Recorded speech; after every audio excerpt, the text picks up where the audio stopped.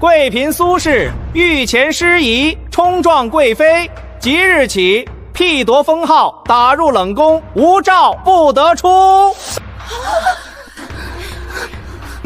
完了，冷宫内等阴寒凄苦之地，进去之人从无出头之日。苏贵嫔这辈子算是彻底毁了。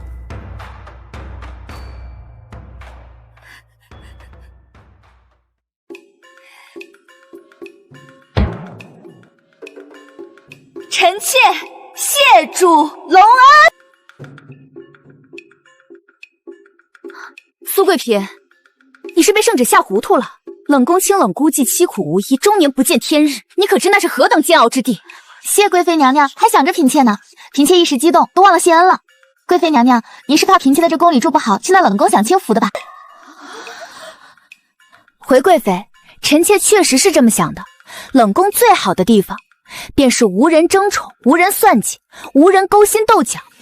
最关键的是，再也不用天不亮就起身，奔波各处请安守规矩。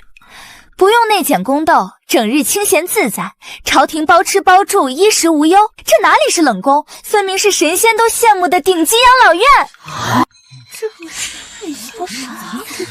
他不是疯了，定是受刺激太深，气糊涂失了心智。苏姐姐，此事明明是贵妃他们设局冤枉你，你清白未失，为何不辩白两句，为自己讨回公道啊？辩白有何用？辩赢了，继续困在这深宫牢笼里，日日内卷争斗，勾心斗角，耗尽心力；辩输了，依旧难逃冷宫下场。横竖结果一样，我何必白费口舌，多走无用流程？听姐一句劝，深宫打工不必拼命内卷，你也别太过勉强自己。娘娘，您怎么连铺盖行李都早就提前收拾好了？那可不，为了冷宫带薪放假彻底躺平的这一天，我可是日日期盼，足足盼了半年之久。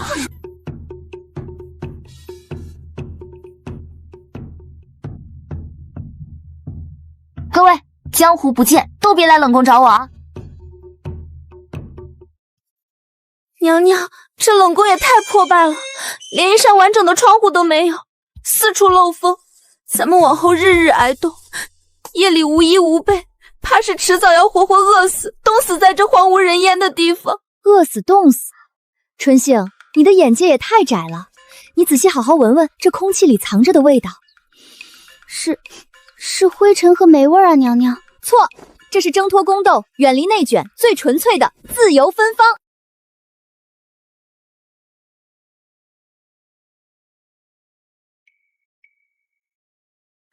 别杵着发呆了，快去墙角把那几颗新鲜灰灰菜薅回来，仔细洗净。今晚咱们加餐吃素，清淡解馋。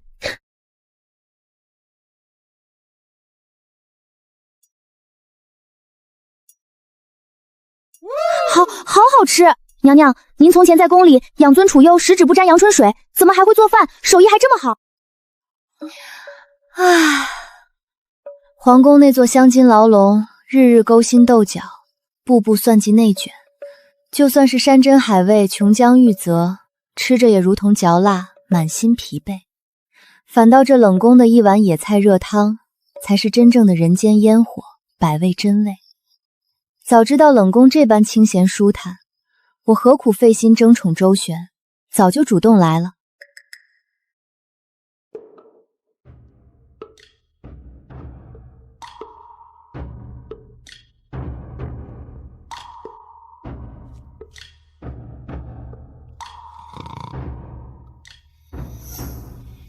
冷宫之地，历来只闻怨妇悲啼，疯人哀嚎，终日凄苦怨怼。今夜竟有人在此睡得这般安稳香甜，毫无愁绪，甚至还能安然进食，酣然入梦。这冷宫里到底住了个什么人物？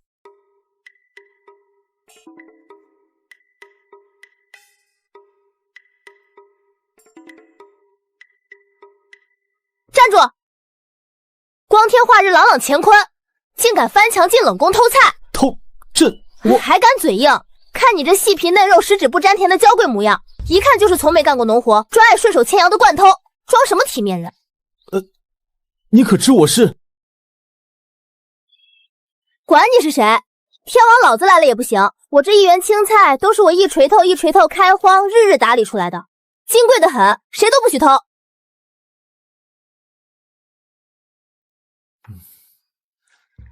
若是我饿了呢？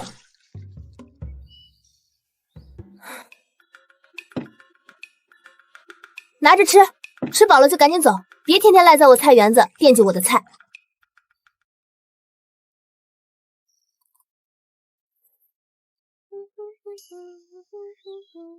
身居深宫多年，竟第一次遇见这般不寻常理的女子。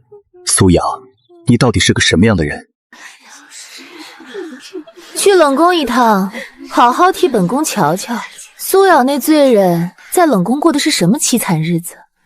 记住，所见所闻一字不漏，回来尽数禀报本宫。哎呀，还用特意去瞧？那等破败阴冷的死地，他如今必定蓬头垢面，夜夜垂泪，缩在角落里凄苦度日，求生不得，求死不能，可怜又可笑。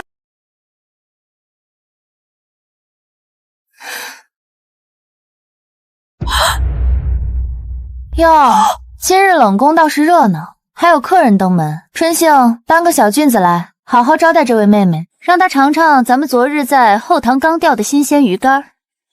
苏贵嫔，您在这冷宫里的日子怎么会这般舒坦？这儿清静自在，无争无扰，日日睡到日上三竿，不用早起请安，不用勾心斗角，不用看人脸色内检，这般好日子去哪儿找？妹妹回去替我问问店里那几位娘娘。谁要是厌倦了深宫争斗，想来清闲度日，我这冷宫随时腾位置欢迎。娘娘，这宫女分明是贵妃他们特意派来打探，想看您笑话的。您就这般让她回去，岂不是要让他们心生记恨，再生事端？想看便让她看便是。反正我如今的日子，远比他们在镀金楼笼里内检内耗、勾心斗角要舒坦100倍。他们若是看不顺眼，暗自气闷，那是他们自寻烦恼。我还能多吃1碗白米饭，多享一份清闲。娘娘，她在冷宫过得比咱们还要舒坦自在。她在冷宫竟然过得比咱们还要舒坦自在，倒是本宫小瞧了她。区冷宫罪妃，竟还能活得这般逍遥自在。也罢，本宫便亲自去会会这位。苏贵嫔，贵妃娘娘有令，冷宫分例减半。罢了，如今宫中开支紧缩，自今日起，您的所有分令尽数免去，还望贵嫔多多担待。这怎么可以？没了宫中分例供给，咱们在这冷宫里无粮无饮，日后吃什么喝什么？这分明是故意为难，要活活逼死我们娘娘。哦，全免了也好。行，公公慢走不送。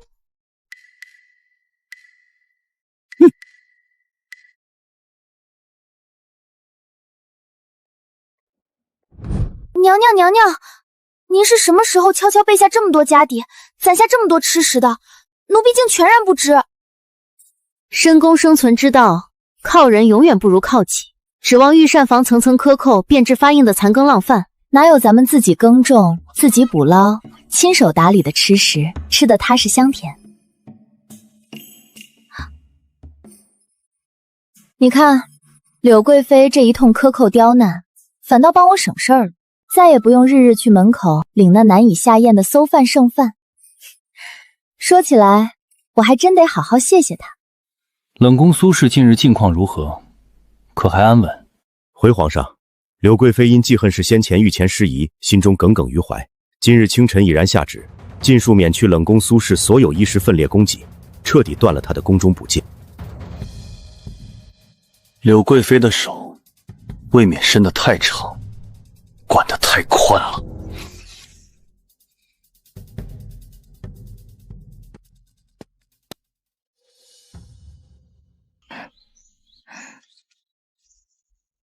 又翻墙过来串门啦？喏，自家鸡新下的热鸡蛋，还温乎着呢，趁热剥了吃。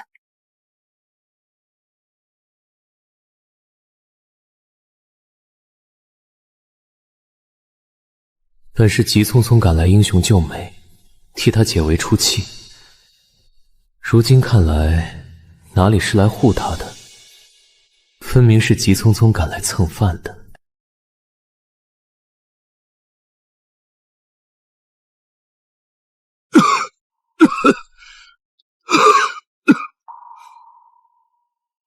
福伯，别扫了，先歇一歇，趁热把这碗防风汤喝了，刚好治你的陈年老咳了。苏主子，这万万使不得呀！老奴是卑贱下人，怎配享用主子的膳食？实在折煞老奴了。别拘着那些虚礼，这冷宫四面高墙围堵，无人问津，在这里哪分什么主子奴才？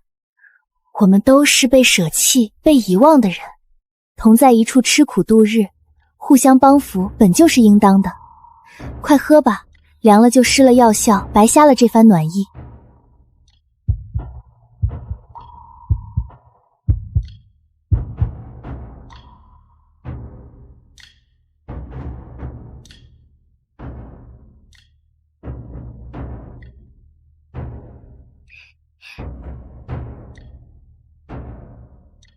小翠，前些日子你托人捎回家的汤药，你母亲的身子可好些了？王伯，你的腿是陈年旧疾，阴雨天最是难熬，别硬扛受累，记得用艾草熏敷舒缓。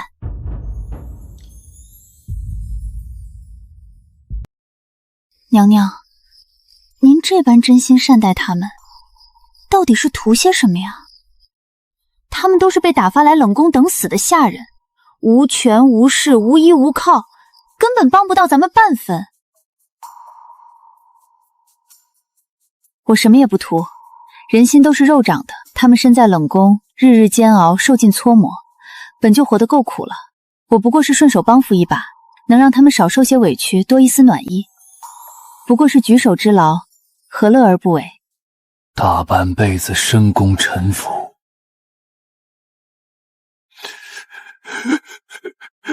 看人脸色，任人践踏。老奴活到这把年纪，头一回被主子放在眼里，头一回有人把老奴当成一个堂堂正正的人看待。苏主子这份雪中送炭的恩德，老奴这条卑微贱命，此生铭记，永世不忘。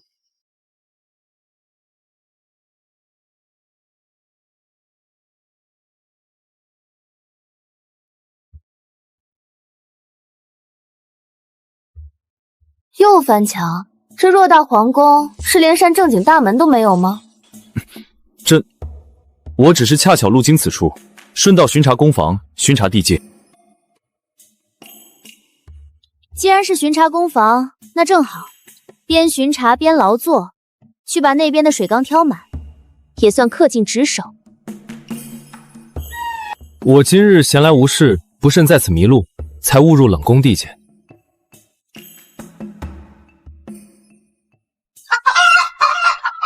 宫中烦闷，今日特意出来散步散心，舒缓心绪。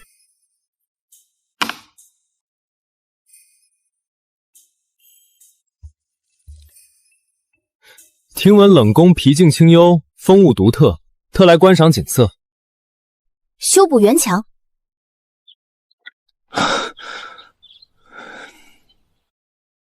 看你细皮嫩肉、养尊处优的模样，干起粗活倒是有模有样，越来越像样。怎么，家里日子不好过，混不下去了？要不干脆留在冷宫，给我当个帮工，我管你一日三餐，包你吃饱穿暖。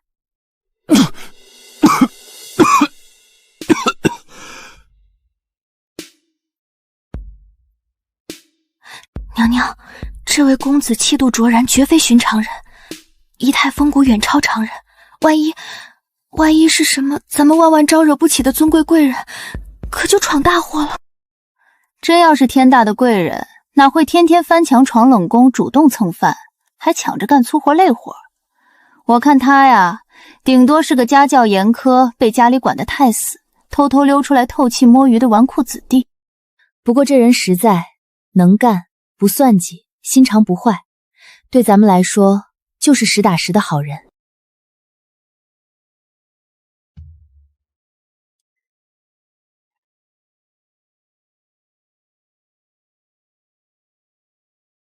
天都黑了，你还不回去？不怕家里人找你算账？说是我回不去了，你当真留我在冷宫里当帮工？留，管吃管住，就是工钱没有，还得天天劈柴挑水。陛下，陛下，陛下，陛下，您在哪儿？御书房加急奏折送到，奴才们寻遍六宫。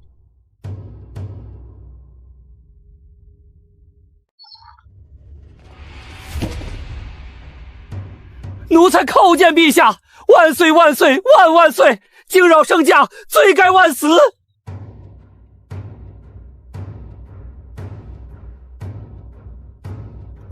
你是皇上？朕萧恒，让你见笑了。臣妾不知圣驾，臣妾还让陛下挑水劈柴慰藉藩地，臣妾罪该万死。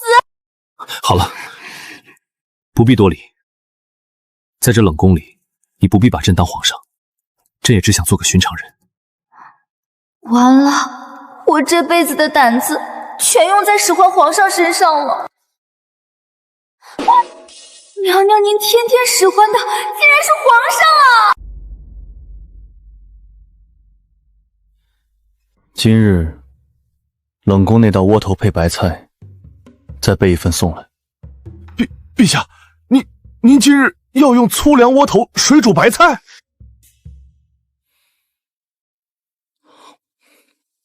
添一碗白米饭。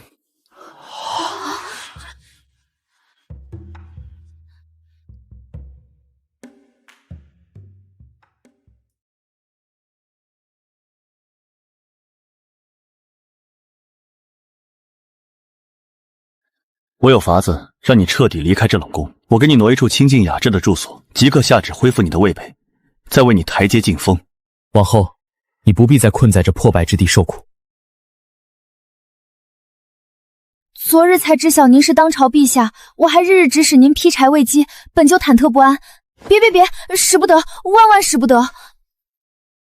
使不得！你仔细想想，若是重回后宫，我便要天不亮起身梳妆，日日恭恭敬敬给皇后贵妃请安问好，半点不敢懈怠。日日周旋众人，处处提防算计，步步谨慎，还要对着不喜之人强装笑脸，说尽违心场面话，半分自在街舞。这深宫位分尊誉越高，盯着你等着你出错找茬的眼睛就越多，纷争算计便越多。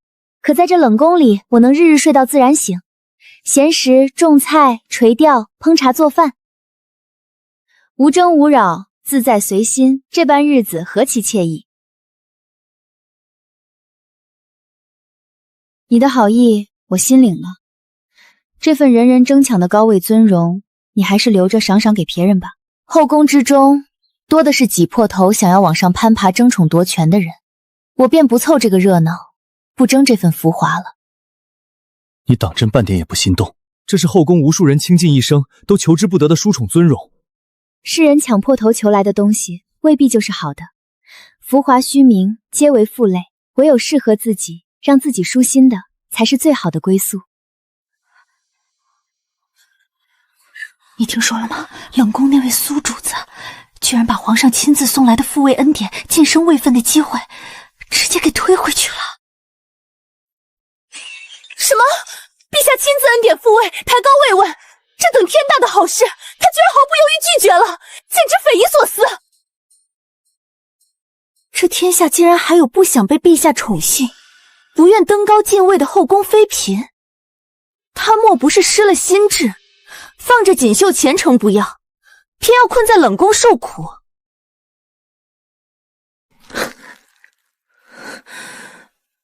给脸不要，不知好歹！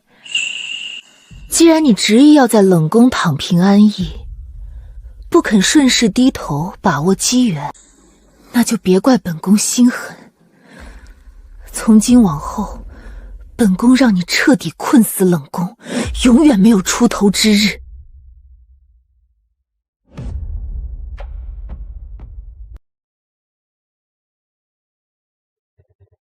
奉贵妃娘娘口谕，彻查冷宫。有人密报苏贵嫔身居冷宫，竟敢监守自盗，私藏宫中失窃贵重玉物，即刻搜查取证。一派胡言！我家娘娘清清白白、坦坦荡荡。自打迁入冷宫，我们大门不出二门不迈，衣食住行皆靠自己劳作，怎么可能偷盗宫中财物？清白与否，空口无凭，唯有搜过方能定论。来人，给我仔细搜查。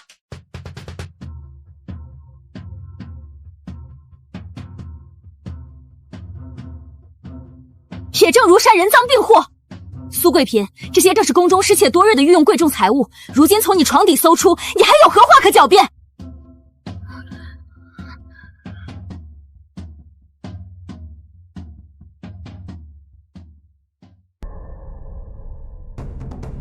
你说这些东西是从我床底搜出来的，可我昨日方才彻底打扫床底，下面空空如也，并无半分杂物。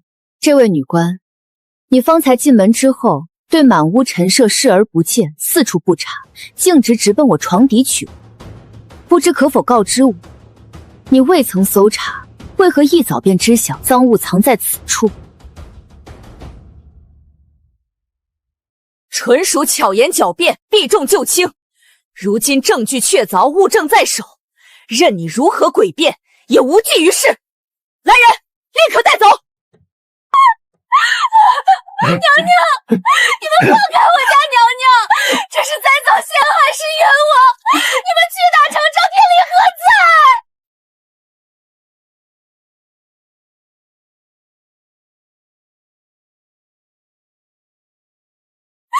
别哭，越是着急泼出的脏水，越是容易根基不稳，到头来溅得满身泥泞，反是始作俑者。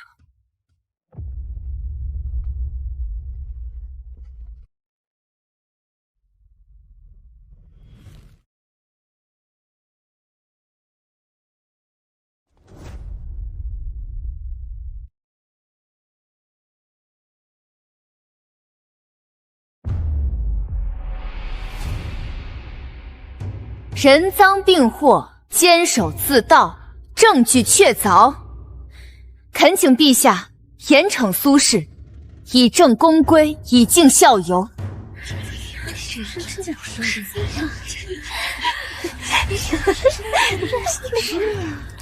这下苏贵嫔彻底完了，私盗御用财物是重罪，这次就算是在冷宫也保不住她了。陛下，臣妾敢问这位搜宫女官一句，这些所谓的失窃赃物，究竟是何时何地，从臣妾何处搜出的？今日午时，禁军奉命彻查冷宫，众人亲眼所见，这批赃物就是从你床榻底下搜出来的，铁证如山，你休要狡辩。那可真是不巧了。臣妾这几日闲来无事，日日清扫内室，床底更是一日三扫，干干净净，空空荡荡，连半点灰尘杂物都没有。这位女工方才进门，不查别处，直奔床底，精准无比掏出赃物。若是寻常搜查，怎会笃定赃物藏在床底？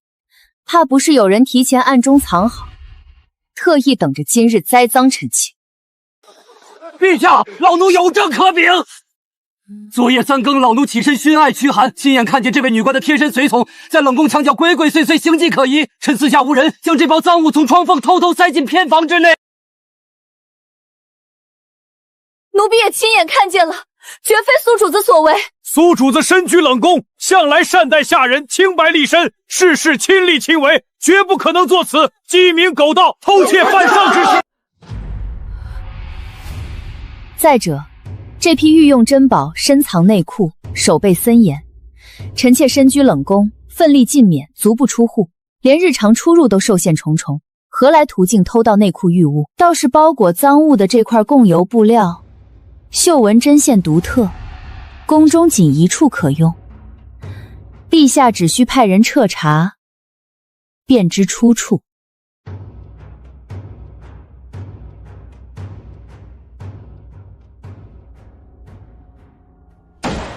好一场精心策划的栽赃陷害柳氏！事到如今，证据确凿，你还有何话可辩？即刻降擢柳氏为嫔，禁足景仁宫，闭门思过，妃诏不得出入。你此番无端蒙受天大冤屈，实属委屈。朕今日准你任意所求，无论何等赏赐，何等荣宠，尽管开口，朕一概应允。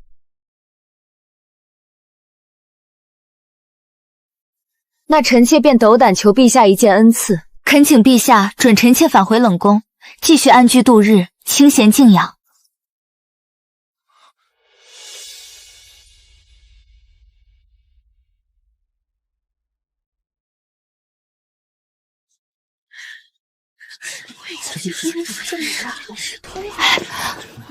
你们听说了吗？冷宫那位苏主子当场揭穿圈套，逆转战局，直接把柳贵妃都给扳倒了。何止啊！如今贵妃被禁足受罚，苏主人反倒推了陛下亲自赐下的复位恩典，高高兴兴回冷宫清闲度日了。旁人争破头的荣华，他随手就扔，不争不抢，偏偏谁也斗不过他，简直是宫里的活神仙。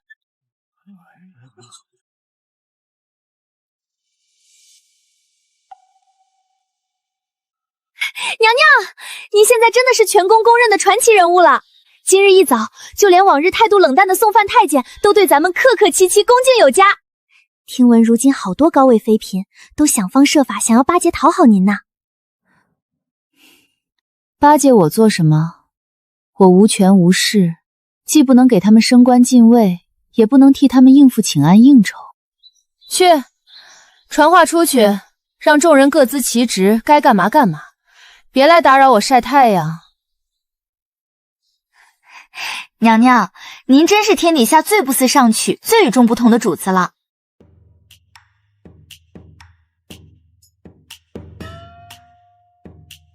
又翻墙！你们皇家是穷的连大门都安置不起，还是你这位九五之尊天生放着正门不走，偏爱爬墙凑热闹？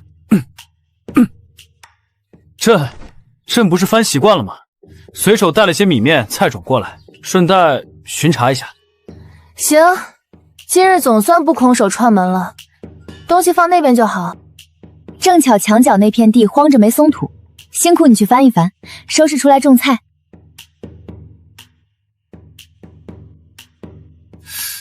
你倒是随意，竟敢直接使唤朕翻地劳作。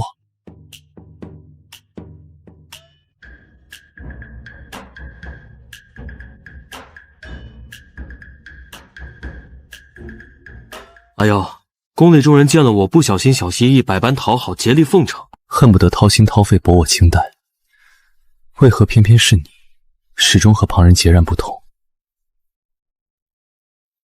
讨好你能换来饱饭吃，能帮我浇菜种地，安稳度日吗？我这里最简单直白，你来干活，我管你饭，不干活就没饭吃，公平交易，互不亏欠，多好。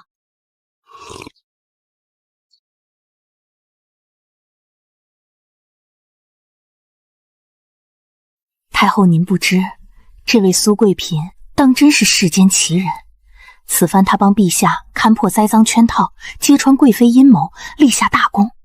陛下执意要重赏于她，恢复位分，荣宠加身。可她半点不贪恋荣华，反倒恳切求臣，只求重回冷宫清闲度日，半点迟疑也无。哦，这后宫女子个个争宠夺权，勾心斗角，挤破头想要晋升皇权，攀附高位。哀家见惯了趋炎附势之辈，竟还有这般只求冷宫清静、淡泊浮华的奇女子。哀家身居深宫高位，禁锢大半辈子，争斗大半辈子，见尽了人心浮华。今日倒真想亲眼见见这位不按常理出牌，被众人传为活神仙的奇女子，悄悄被嫁，无需声张，不必通传。哀家亲自去一趟冷宫，好好瞧瞧她究竟是何等通透人物。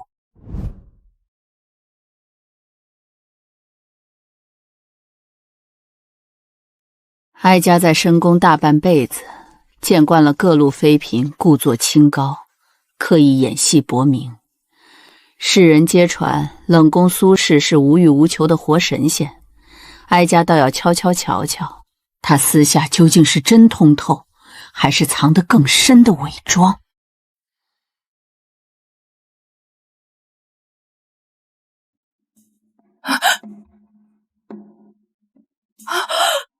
哟，来客人了！看两位好生面生，想必是宫里逛迷路，误走到这僻静地方的吧？正巧，我地里刚挖的新鲜红薯，脆甜多汁，等会儿带一筐回去尝尝鲜，纯天然无污染的好东西。你这丫头倒是直率可爱，哀家活了大半辈子，还是头一回见人送礼送得这般坦荡不客气。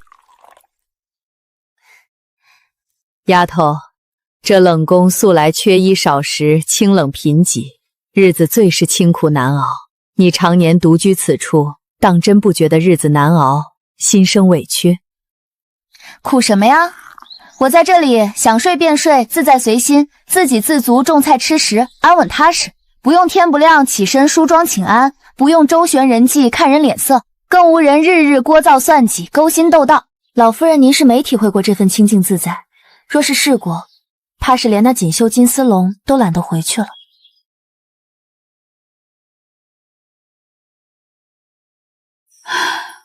好一个清静的好，满宫之人皆贪浮华，恋权逐宠，唯独你通透清醒。这句大实话，哀家甚是喜欢。皇帝来得正好，你那冷宫里的苏氏今日闲来无事，哀家亲自去会过了。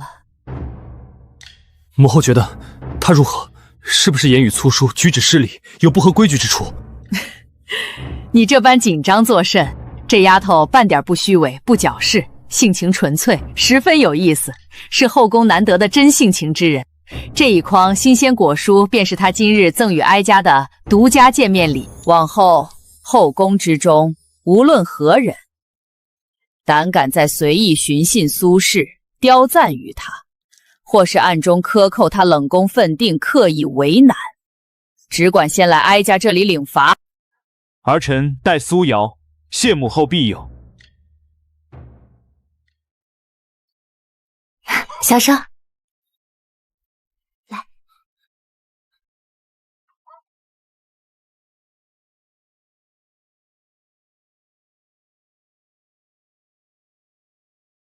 哟，今儿来的挺巧，喏，也分你2个，院里自家母鸡刚下的，新鲜的很。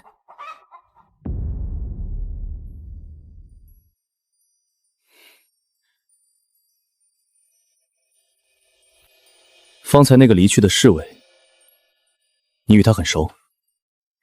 不熟啊，他是值守内门的侍卫，我托他顺路帮我捎点南方的稀有菜种，人看着老老实诚，乐意帮衬旁人。所以，你对这宫里的所有人，都是这般随和大方、百般和善的好法？人家诚心帮我跑腿办事，我给2个鸡蛋当谢礼，不过是人情往来。有什么问题啊？陛下，您今儿个瞧着怎么怪怪的，说话莫名其妙。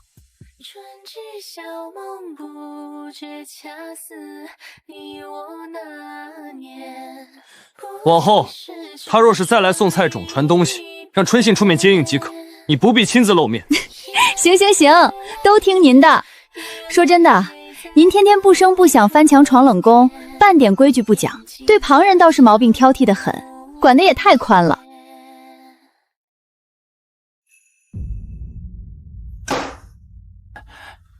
你老实说，朕是不是有什么地方比不上一个跑腿送菜种的禁卫？陛下，您万万不可这般想，普天之下无人能与圣上相提并论。罢了，尽是废话，退下。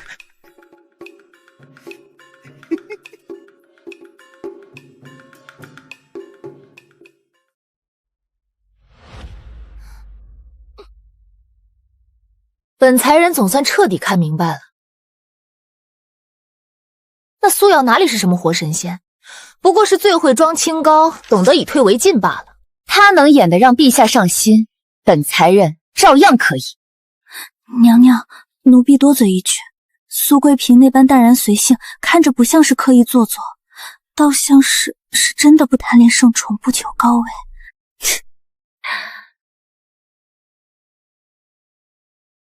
天真，深宫之中谁人不爱圣宠荣华？所谓无欲无求，全都是拿捏帝王心思的演戏手段。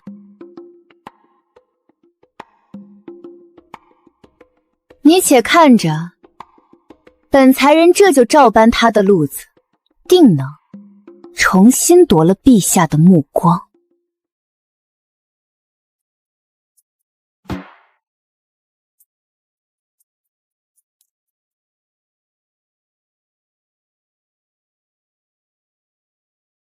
不是，脏死了，脏死了！这粗活哪里是人做的，根本没法带人。唉。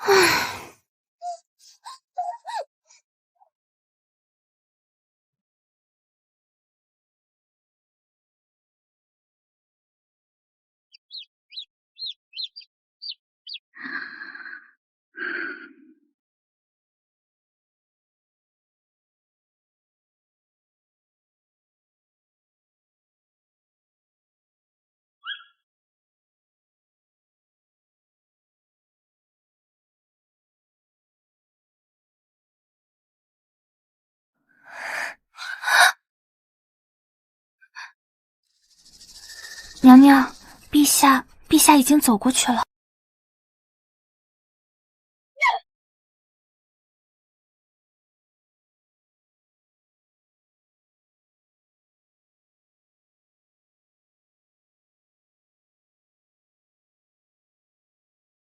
这种日子根本不是人过的，没有炭火取暖，日日冷食果腹，连个贴身伺候的工人都没有。本才人受够了，再也装不下去了。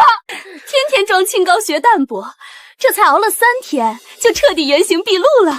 还想学人家苏主子当活神仙，满身金银，满身铜臭，哼！宫里心思藏都藏不住，隔着老远都能闻见味儿。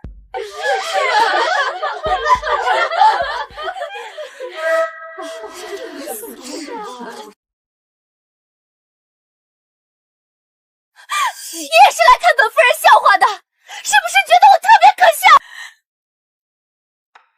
没有，我只是过来跟你说一句实话，你真的学不来的。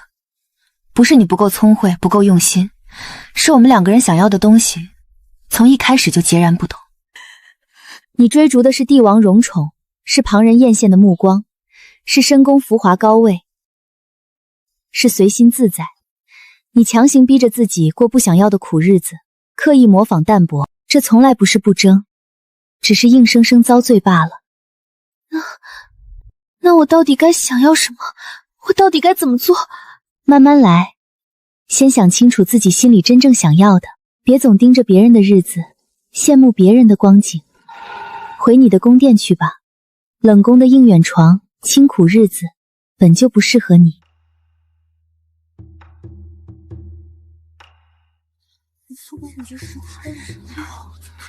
苏贵妃的心境真的无人能及，对手落魄都不落井下石，反倒真心点点。这份通透格局，咱们一辈子都学不来。难怪柳贵妃那般权势滔天都斗不过她，单是这份心性格局，就和旁人不在一个层次。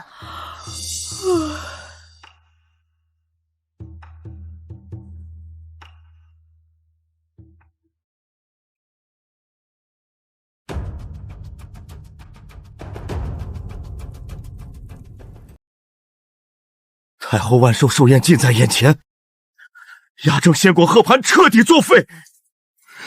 今日这事若是补不上出了纰漏，我们整个筹备处上下所有人一个都跑不掉，全都要掉脑袋。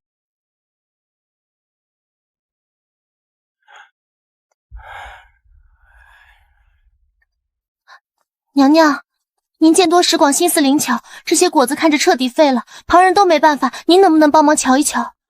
啊，没事，就是地窖太过潮湿闷热，密闭捂坏的，不是生虫腐坏，无药可救，你们急什么？苏贵嫔竟一眼看出缘由，那这些果子还有补救的余地，能上桌吗？行了行了，知道你们着急，看你这可怜兮兮的样子，别在跟前慌慌张张瞎嚎了，都往边上挪一挪，腾出地方。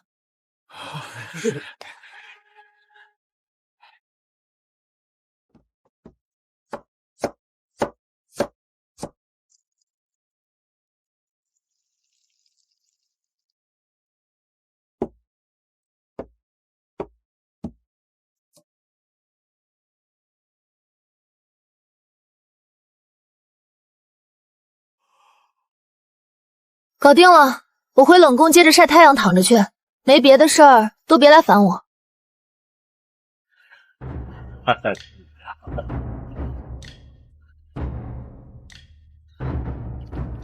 这道鲜果鹤盘造型新颖别致，口感清甜醇厚，果香浓郁，竟比往年寿宴的预制果品还要出众鲜甜。此般巧思手艺是何人所作？回母后，这道鲜果鹤盘是冷宫苏贵嫔亲手制作。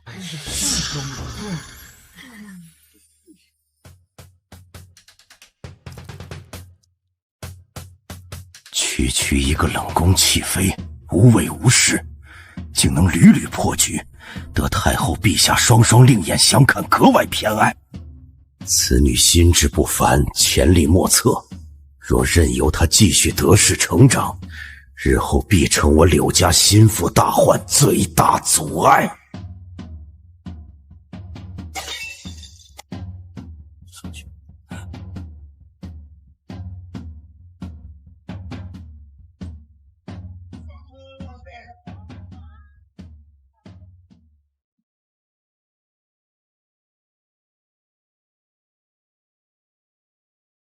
柳贵妃已然失势被禁足，宫中再无我柳家依仗，若是任由苏氏继续笼络圣心，稳步崛起，柳家日后在这深宫长堂再无立足之地。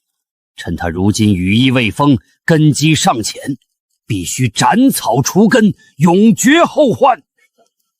大人，贸然动手加害宫妃，极易引陛下猜忌，落人口实，太过凶险。属下有一计，不如翻出那桩尘封多年、无人再提的旧案。那桩陈年旧案确实是不好棋，无人知晓其中隐情，最是好做文章。想方设法把苏氏的名字彻底牵进这桩悬案之中。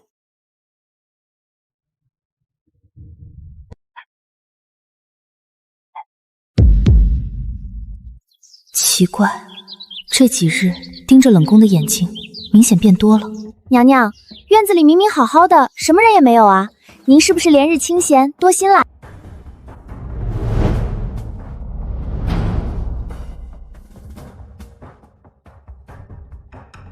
往日固定送菜的太监换成了生面孔，宫内巡逻侍卫无故多加了2圈凭据，就连日日来我院中偷食的李马猫，这几日都不敢靠近半步。无风起浪，这宫里的风快要变了。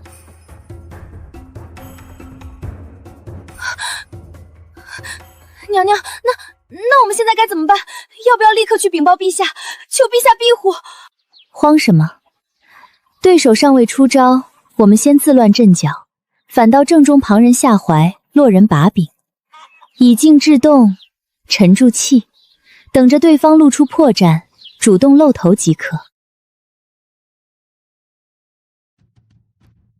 福伯，近日公擦风向诡异，暗流涌动，你在宫里多留心，多留意，紧盯各方动静。主子放心，老奴在深宫混迹大半辈子，看人看事，辨风察事，心里透亮。谁是好人，谁藏祸心，谁的来路不正，老奴一眼便能分清，定替主子盯紧一切。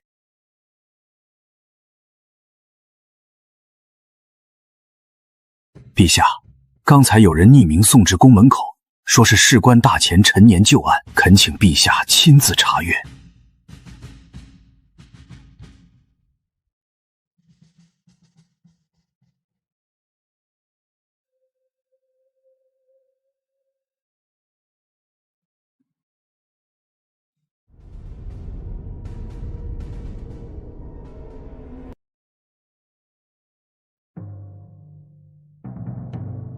苏氏牵涉陈年旧案，证据牵连，即日起禁足冷宫，暂停一切出入，原地等候彻查，听候发落。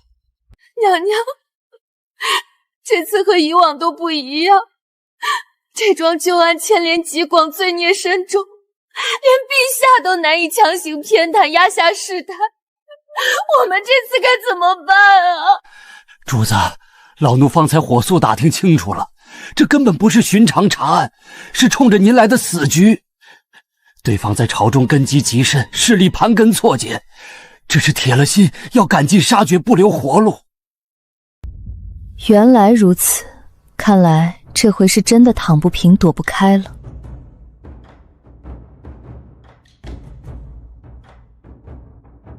我本无心争权夺势，只想安稳度日，可总有人步步紧逼，非要将刀刃架在我与身边人的脖颈之上。既然如此，那就别怪我再退让，主动出手。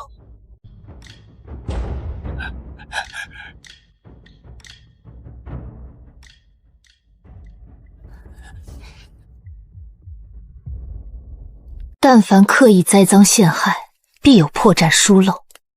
如今危难当头，宫里受过您恩惠，愿意暗中递话出力相助的人着实不少。强行编撰出来的陈年故事，看似天衣无缝，实则经不起分毫细抠，层层推敲。主子平日待人宽厚，广结善缘，从不结怨。任由他去查，等他费尽心思查到一半，自以为摸到真相之时，本官再添一把烈火，补一层死证，做得干净利落，证据坐实，把每一处伪证都死死焊牢，毫无破绽。我要彻底堵死他所有退路，让他这辈子彻底定死罪名，永世不得翻身。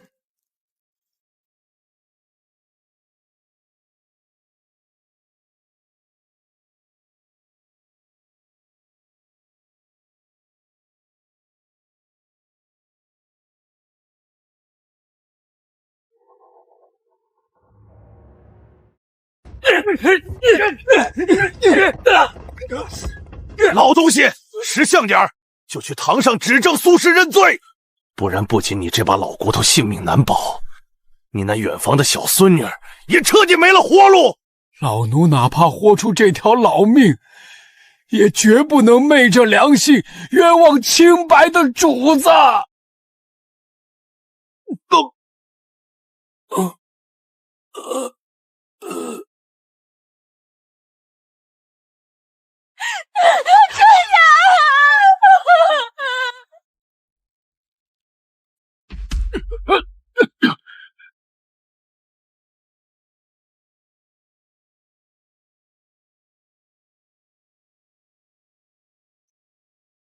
正主来了，我劝你乖乖去领罪伏罚，免得继续连累这些卑贱下人，替你白白送命。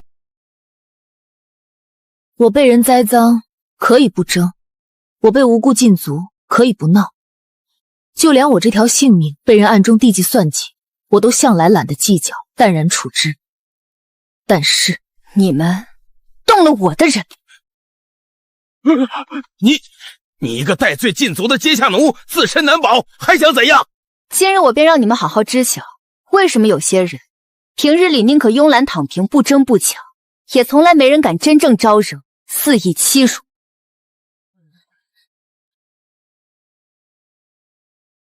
从现在起，一切听我安排。这盘蓄意构陷的赃旗，我亲自来献。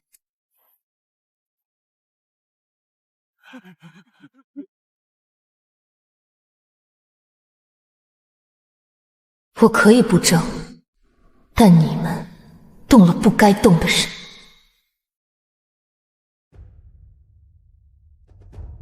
这桩陈年旧案的关键，从不是谁是直接行凶之人，而是当年是谁经手负责处理了所有被弄脏、被篡改的证据。只要找到那个隐秘的经手人，所有被掩埋的真相都能一一翻案。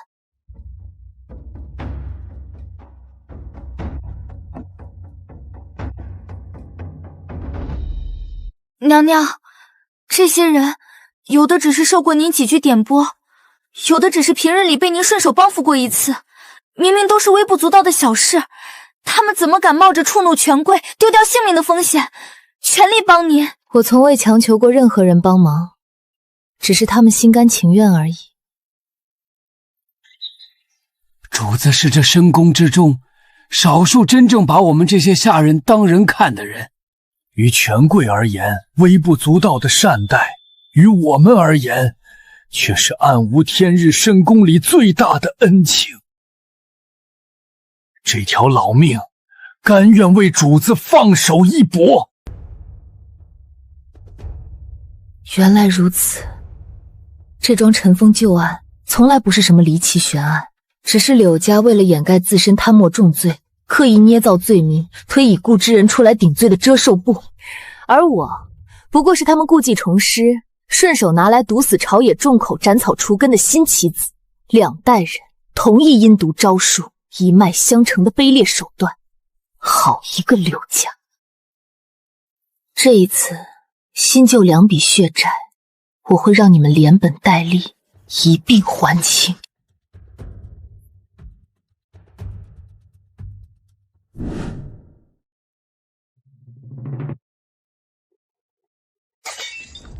他怎么可能查到？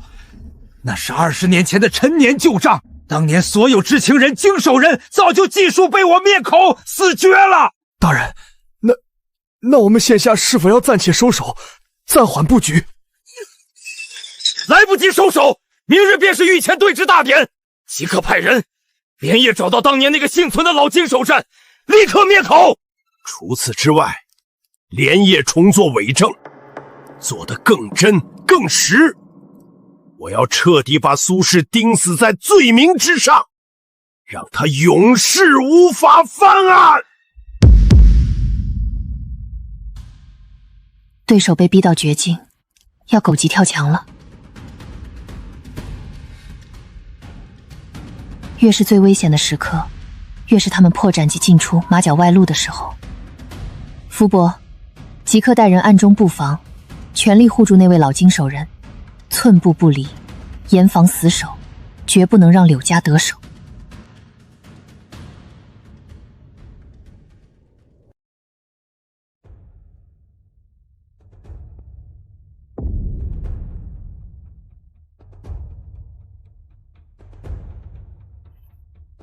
娘娘，这人自称手握柳国帐勾结外敌的铁证，只要咱们明日在御前当堂呈上，定能将柳国城打入深渊，万劫不复。消息来的这般及时，这般凑巧，天底下从来没有凭空掉落的馅饼，这不是机缘，是圈套。他们算准了我如今急于洗清污名、翻盘翻案的心思，笃定我会如获至宝，拿着这份所谓的铁证前去御前对质。可这份证据本就是他们亲手伪造的假货，我一旦贸然呈上，瞬间就会被扣上伪造证据、欺君罔上的死罪，届时旧案未翻，新罪加深，彻底万劫不复。好险，幸亏娘娘看穿了陷阱，那我们现在岂不是彻底落入被动，没有对策了？他们想布下陷阱请君入瓮，那我便顺水推舟，将计就计，好好陪他们演完这一出送死的好戏。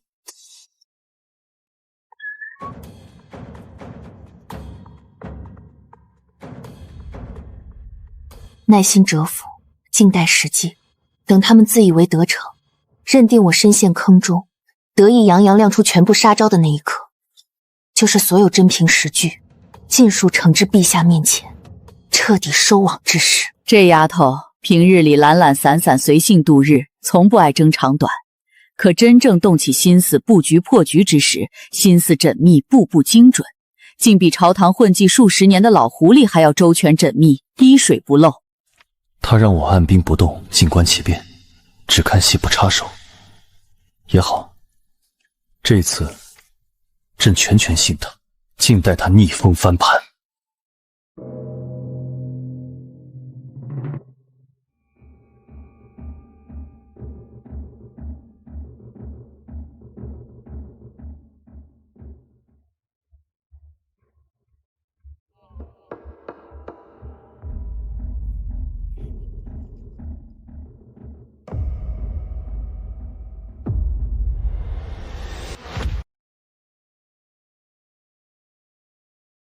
陛下，苏瑶牵涉陈年旧案，更是胆大妄为，私造政务，蒙蔽圣东。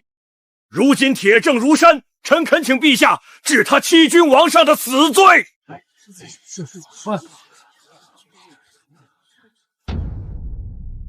苏瑶，事到如今，证据确凿，你可认罪？国丈大人，这所谓的如山铁证，当真是从我冷宫居所搜出来的？自然。人证物证样样有权，铁案如山，由不得你半分抵赖狡辩。那就好。陛下，这份证物何人伪造，经谁之手刻意送入臣妾居所栽赃，有一个人看得清清楚楚，知之详尽。带证人。陛下，老奴是20年前刘府账房的管事，当年柳国丈为了掩盖贪墨军饷的重罪，捏造罪名陷害了沈氏满门。这次也是柳国丈指使下人把伪造的证物偷偷送入冷宫栽赃苏贵嫔，老奴这里还有当年的原始账册为证。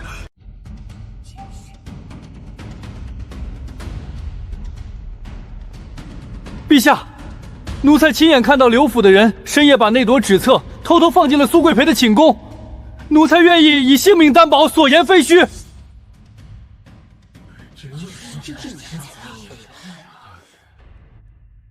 哀家可为苏瑶作证，这孩子的品行为人，哀家素通信得过。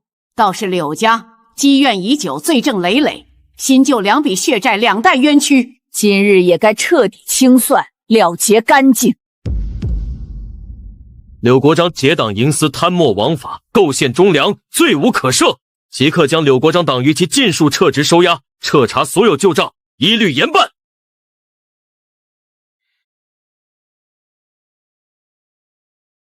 受委屈了。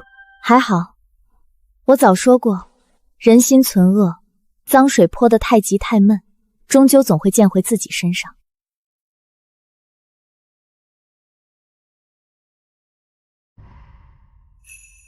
苏轼沉冤得雪，品行端良，治实通透，屡破困局。今特此册封，晋苏轼为贵妃，迁归正殿优等宫苑，苏家全员加恩，赏良田1000亩，金银无数，锦缎100匹。陛下，使不得，万万使不得！朕就知道你必然要推。陛下，这般泼天尊荣与厚重赏赐，臣妾实在受之有愧。深宫之内，锦衣玉食已然足矣，这般良田金银，奢华恩典，臣妾无需分毫。不如将这些封赏尽数取出，分发朝野穷苦百姓，接济民间寡寡贫寒，福泽万民，远比独宠一人，更算得真正盛世恩典。普天之下，世人皆追名逐利，贪慕恩宠，唯独你视浮华尊誉为无物，心中反倒装着天下万民，甘愿舍弃泼天富贵，实属难得。臣妾别无所求，只想回冷宫小院，种我的菜，养我的鸡，睡我的安稳懒觉。陛下若是真心疼惜臣妾，便准我留在原处。皇帝，这丫头心性通透纯粹，不恋权位，心怀百姓，任谁都劝不动。你执掌天下，震慑朝野，今日倒是头一回遇上拿捏不住的人了。贵妃位位，宫殿恩赏，你不愿便罢，朕绝不勉强。但世间万物独有一样，你推不掉，也躲不开。什么东西？朕。那些位分尊玉、华美宫殿、泼天恩宠，你皆可淡然推开。因为你本就无欲无求，从不贪恋浮华。可朕这个人，偏偏赖定你了。这一份心意，你推不掉，也不许推。他本是踏尘赴死，只求安稳度日之人，却在这座冰冷肃穆、人人畏惧的深宫大殿里，意外收获了独一份滚烫炙热的心动。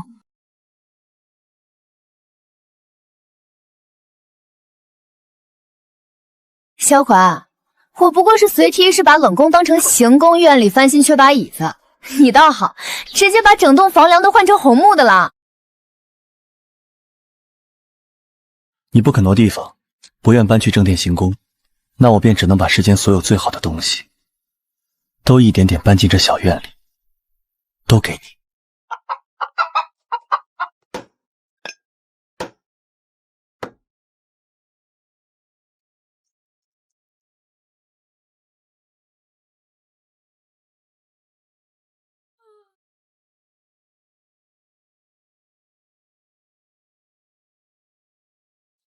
待在这一方小院里，我头一回觉得自己不再是那个万众瞩目、身不由己的帝王，只是一个能卸下重担、偷得浮生半日闲的普通人。普通人的日子本就最好，不用步步紧绷，步步算计，才有空闲静下心，看清身边真正待自己赤诚之人。在这深宫朝堂，我守的是万里江山，天下万民。但在这一方小院里，我守着的从不是天下，是我的家。你看，我从来不争不抢，不求荣华权位，只想安稳度日。可到最后，该有的温暖，该得的真心，一样都没缺席，尽数来到了我身边。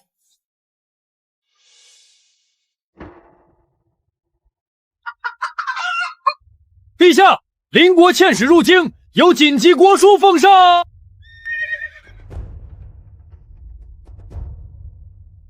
怎么了？又是谁长眼，非要找上门来打破清静，没事找事儿？邻国主动请和，要送一位和亲公主入京联姻，且对方特意点名，新入宫的和亲公主要住进离冷宫最近的优等宫院。我就想安安稳稳躺度度日，好好过几天清闲日子，怎么就这么难呀？